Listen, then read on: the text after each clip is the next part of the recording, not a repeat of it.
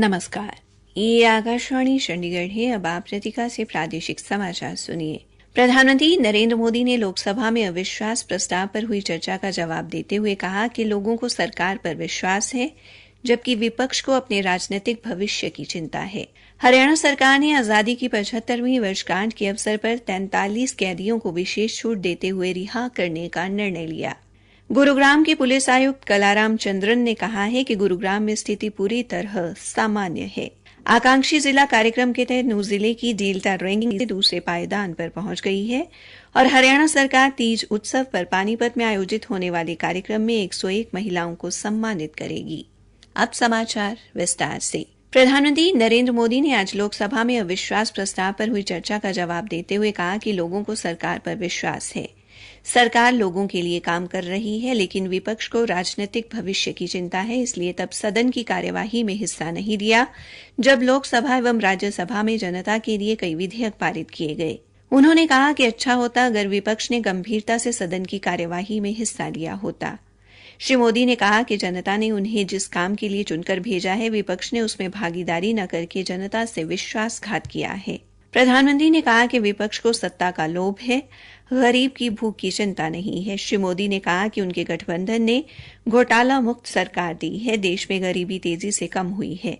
13.5 करोड़ लोग गरीबी रेखा से बाहर आए हैं। उन्होंने कहा कि कई लोग हमारी साख खराब करने की कोशिश कर रहे हैं, लेकिन अब दुनिया सब जान चुकी है। प्रधानमंत्री ने कहा कि भारत दुनिया की तीसरी सबसे बड़ी अर्थव्यवस्था बनेगा और बीजेपी व एनडीए 2024 में सभी रिकॉर्ड तोड़ेगी। समाचार लिखे जाने तक प्रधानमंत्री सदन को संबोधित कर रहे थे। हरियाणा सरकार ने आजादी की 75वीं वर्षगांठ के अवसर पर 15 अगस्त को 43 कैदियों को विशेष छूट देते हुए रिहा करने का निर्णय लिया है। एक सरकारी प्रवक्ता ने बताया है कि 60 वर्ष और उससे अधिक आयु के बिना छूट के अपनी वास्तविक सजा का 50% पूरा करने वाले 7 कैदियों को रिहा किया जाएगा। इसी प्रकार वास्तविक सजा अवधि में से बिना छूट के 2/3 या 66% तक की सजा पूरी करने वाले 33 कैदियों को छूट का लाभ देकर रिहा किया जाएगा। उन्होंने कहा कि 3 ऐसे कैदी हैं जिन्होंने अपनी सजा पूरी कर दी है, लेकिन वे गरीब होने के कारण जुर्माना देने में सक्षम नहीं है। उन्हें भी विशेष छूट का लाभ देकर 15 अगस्त को रिहा किया जाएगा। हरियाणा में आजादी के अमृत महोत्सव में 15 अगस्त को स्वतंत्रता दिवस समारोह पूर्व वर्षों की भांति हर्षोल्लास, जोश और उत्साह व गौरवपूर्ण ढंग से आयोजित किया जाएगा। हरियाणा के राज्यपाल बंडारू दत्तात्रेय रोहतक में और मुख्यमंत्री मनोहर लाल फतेहाबाद में ध्वजारोहण करेंगे। 15 अगस्त की शाम को चंडीगढ़ में हरियाणा राजभवन में एट होम का आयोजन भी होगा। एक सरकारी प्रवक्ता ने विभिन्न गणमान्य व्यक्तियों द्वारा जिलों में आयोजित समारोहों में ध्वजारोहण करने के संबंध में जानकारी देते हुए बताया कि उप मुख्यमंत्री दुष्यंत चौटाला हिसार में, विधानसभा अध्यक्ष ज्ञानचंद गुप्ता पंचकूला में तथा गृह मंत्री अनिल विज थानेसर में ध्वजारोहण करेंगे। गुरुग्राम के पुलिस आयुक्त कलाराम चंद्रन ने कहा है कि गुरुग्राम में स्थिति अब पूरी तरह सामान्य है। एक पत्रकार वार्ता को संबोधित करते हुए उन्होंने कहा कि पुलिस द्वारा दोनों समुदायों के लोगों के साथ कई बैठकें की गई हैं। उन्होंने बताया कि गुरुग्राम में अब तक 33 मामले दर्ज किए गए हैं तथा 79 लोगों को गिरफ्तार किया गया है। पुलिस आयुक्त ने कहा कि 95 लोगों को हिरासत में लिया गया, जिसमें से 80 लोगों को जमानत पर छोड़ दिया गया। उन्होंने लोगों से किसी भी अफवाह पर ध्यान न देने की अपील भी की। प्रादेशिक समाचार आकाशवाणी चंडीगढ़ से प्रसारित किए जा रहे हैं। आकांक्षी जिला कार्यक्रम के तहत नूंह जिले की डेल्टा रैंकिंग 30वें पायदान से दूसरे पायदान पर पहुंच गई है। आकांक्षी जिला कार्यक्रम का उद्देश्य स्वास्थ्य एवं पोषण, शिक्षा और कृषि एवं जल संसाधन आदि में बड़े पैमाने पर सुधार कर लोगों को लाभ देना है। नूंह के उपायुक्त ने बताया कि आकांक्षी जिले को लेकर हरियाणा के मुख्यमंत्री मनोहर लाल द्वारा पिछले महीने संबंधित विभागों की बैठक लेते हुए उन्हें आवश्यक दिशा निर्देश दिए गए थे। उन्होंने कहा कि आकांक्षी जिलों के अन्य पैरामीटर पर भी जिले की रैंकिंग को बेहतर करने के प्रयास निरंतर जारी हैं। उन्होंने बताया कि कृषि एवं जल संसाधन में जिले की रैंकिंग प्रथम स्थान पर रही है। इसके अंक 26.2 से बढ़कर 30.7 हो गए हैं। इसी प्रकार स्वास्थ्य एवं पोषण में जिले की रैंकिंग दूसरे स्थान पर रही है। उन्होंने कहा कि इसी प्रकार अन्य विभागों की रैंकिंग में भी निरंतर सुधार के चलते जिला दूसरे स्थान पर पहुंचा है।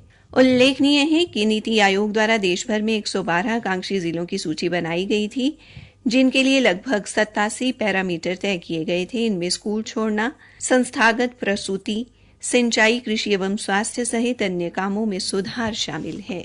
हरियाणा सरकार ने इस वर्ष तीज उत्सव को और अधिक भव्य एवं व्यापकता के साथ मनाने का निर्णय लिया है। इस बार तीज उत्सव 19 अगस्त को पानीपत में आयोजित किया जाएगा। कार्यक्रम में मुख्यमंत्री मनोहर लाल मुख्य अतिथि के तौर पर शिरकत करेंगे। कार्यक्रम के दौरान प्रदेश की उन 101 महिलाओं को सम्मानित किया जाएगा जिन्होंने विभिन्न क्षेत्रों में नाम कमाया है। इस बार तीज कार्यक्रम पर प्रदेश के प्रत्येक जिले से महिलाओं को बुलाया जाएगा। अलग अलग जिले को अलग अलग रंग दिया जाएगा ताकि उस जिले से आने वाली महिलाएं उस रंग की चुनरी व रुमाल हाथ पर बांध कर आएं, जिससे उस जिले की पहचान हो सके। प्रदेश के सभी विश्वविद्यालयों, महाविद्यालयों, जिला ग्रामीण विकास विभाग के स्वयं सहायता समूह और हरियाणा राज्य आजीविका मिशन के अंतर्गत पंजीकृत महिलाओं द्वारा शानदार प्रदर्शनी लगाई जाएगी। हरियाणा अभिलेखागार एवं पुरातत्व विभाग द्वारा भी प्रदर्शनी में हरियाणवी संस्कृति को प्रदर्शित किया जाएगा। पलवल से विधायक दीपक मंगला ने आज गांव दिगोट स्थित 33 किलोवाट सब स्टेशन से गांव रुधी और लाडियाका के लिए अलग से फीडर का शुभारंभ किया। श्री मंगला ने कहा कि पलवल विधानसभा क्षेत्र के गांव रुधी और लाडियाका में वोल्टेज कम आने के कारण लोगों को भारी परेशानी का सामना करना पड़ रहा था। लोगों की इस समस्या को ध्यान में रखते हुए इन गांवों के लिए अलग से फीडर शुरू किया गया है। उन्होंने बताया कि फीडर शुरू होने पर दोनों गांवों में ओवरलोड की समस्या भी समाप्त हो जाएगी। गांव में 24 घंटे बिजली आपूर्ति शुरू कर दी जाएगी। फिलहाल फीडर से 16 घंटे बिजली की आपूर्ति की जा रही है। पलवल पुलिस ने आज 1 किलो 800 ग्राम गांजा पत्ती सहित एक युवक को गिरफ्तार किया है। पुलिस के गुप्तचर प्रकोष्ठ के प्रभारी उप निरीक्षक हनीश खान ने बताया कि आरोपी को रसूलपुर रेलवे फाटक के पास से काबू किया गया। आरोपी की पहचान नाई नंगला निवासी धर्मेंद्र के तौर पर हुई है। उधर कैथल में पुलिस की विशेष गुप्तचर इकाई द्वारा राजस्थान से लाई गई 1 किलो 20 ग्राम स्मैक के साथ एक तस्कर को गिरफ्तार किया गया है। तस्कर की पहचान राजस्थान के उदयपुर निवासी श्यामलाल के तौर पर हुई है। धन शोधन के मामले में प्रवर्तन निदेशालय की टीम द्वारा फाइनेंसर अनिल भल्ला, आकाश भल्ला, साहिल भल्ला, नरिंदर खिलन व चार्टर्ड अकाउंटेंट को गिरफ्तार कर पंचकुला न्यायालय में पेश किया गया, जहां से पांचों को 17 अगस्त तक पुलिस हिरासत में भेज दिया गया है। गौरतलब है कि पिछले दिनों धन शोधन के मामले में प्रवर्तन निदेशालय की टीमों द्वारा अनिल भल्ला के कई ठिकानों पर छापेमारी की गई थी। इस दौरान अनिल भल्ला के निवास स्थान से 17 जिंदा कारतूस भी बरामद किए गए, जिसके चलते उसके खिलाफ शस्त्र अधिनियम के तहत मामला दर्ज किया गया था। लोगों से पैसों की धोखाधड़ी करने और धमकाने के आरोप में भी पंचकुला में अनिल भल्ला के खिलाफ मामले दर्ज हैं। हरियाणा सार्वजनिक उपक्रम ब्यूरो के अध्यक्ष सुभाष बराला के नेतृत्व में शहीदों को श्रद्धांजलि अर्पित करने के लिए टोहाना में शहीद सम्मान ट्रैक्टर तिरंगा यात्रा निकाली गई, जिसमें हजारों की संख्या में उमड़े जनसैलाब ने शहीदों को श्रद्धांजलि दी।